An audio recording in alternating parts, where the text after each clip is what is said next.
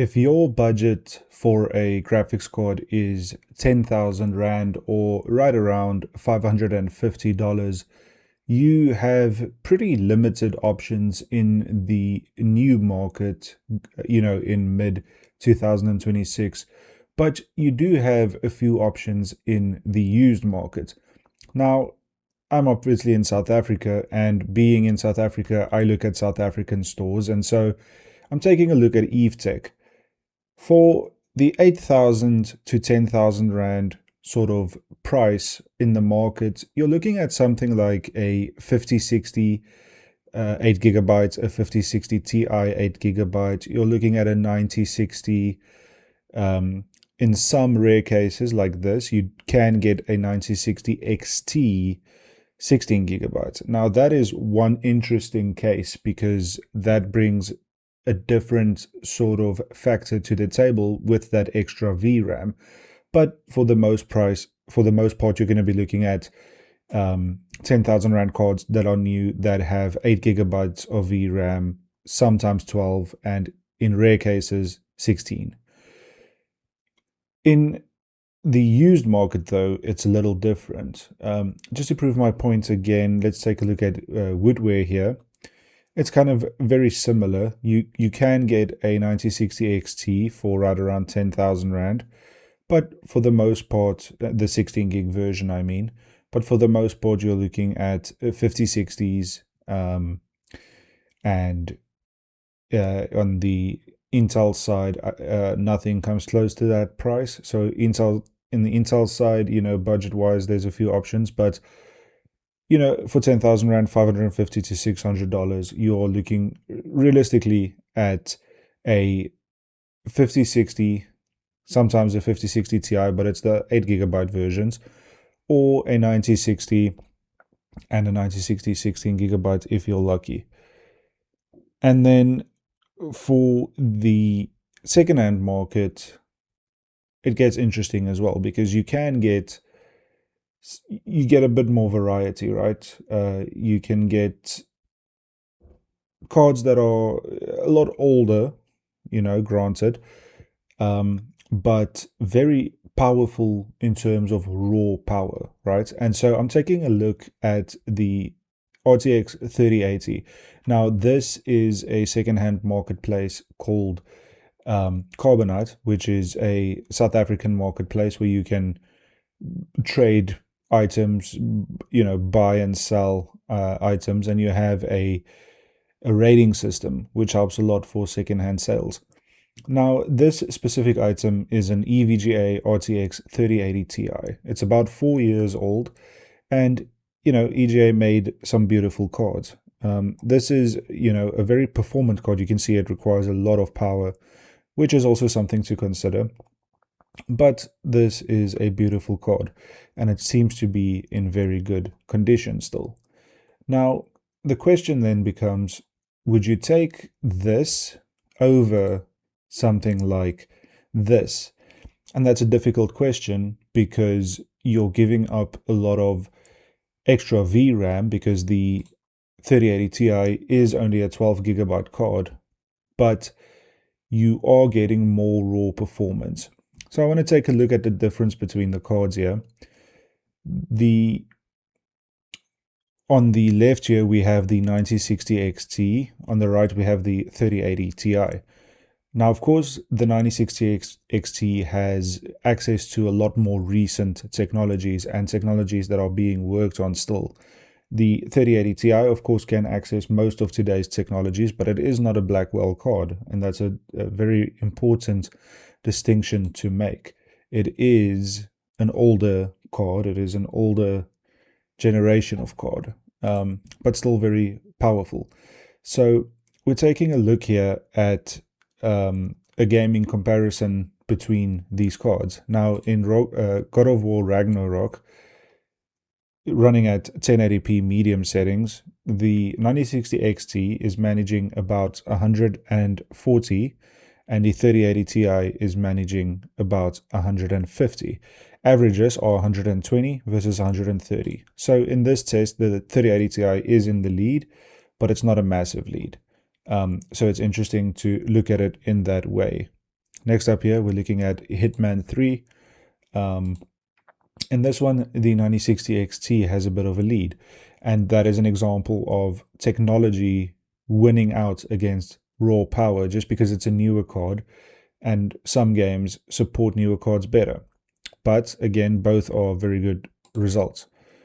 We'll take a look at Cyberpunk here, running at high 1080p, and in this one, the 9060 XT does get about 95, and the 3080 Ti does get about 89. So again, the 9060 XT is in the lead.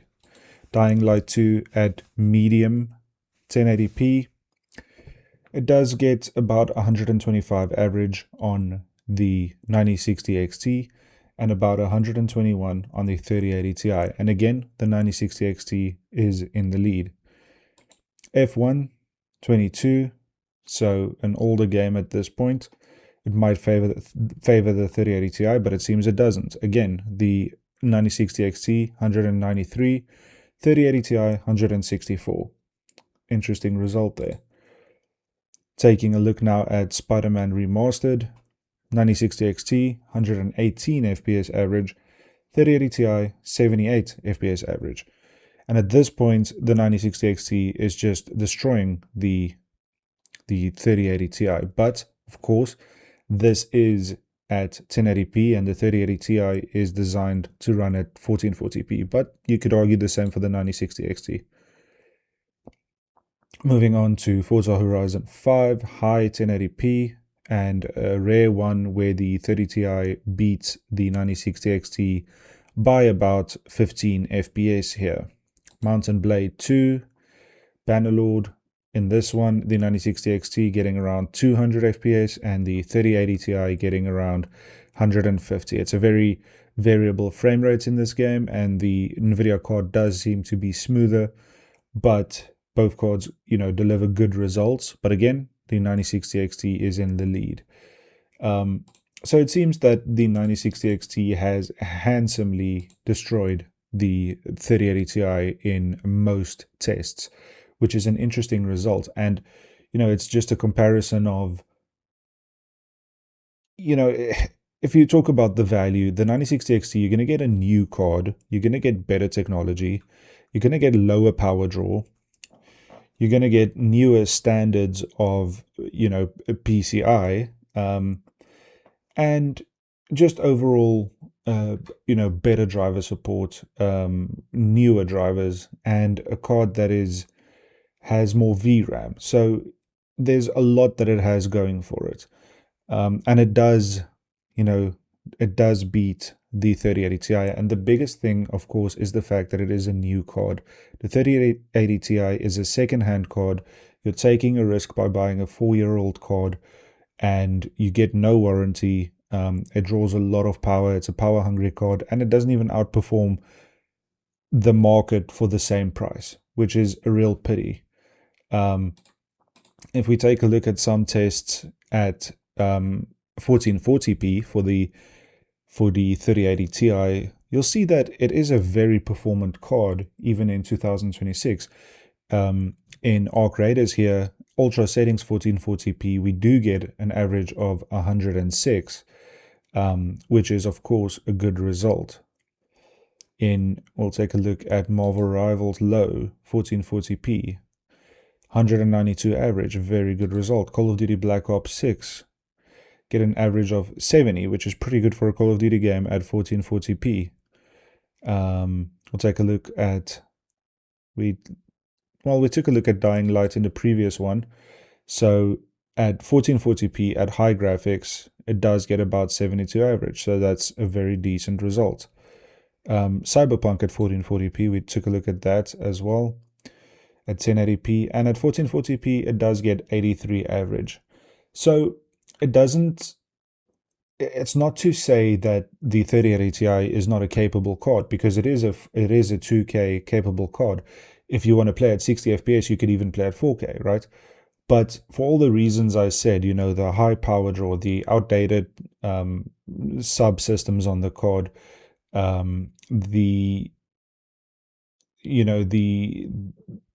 just, I don't know, it doesn't feel like it's worth buying a second-hand card and losing out on that warranty. And then above all that, you don't even get the best performance for the same price as a new card, right? And I think that's the biggest thing that it comes down to. So would I recommend you buy a 3080 Ti for 10,000 Rand, $550 in 2026? I don't think I would, because it's just, it doesn't make sense at the end of the day.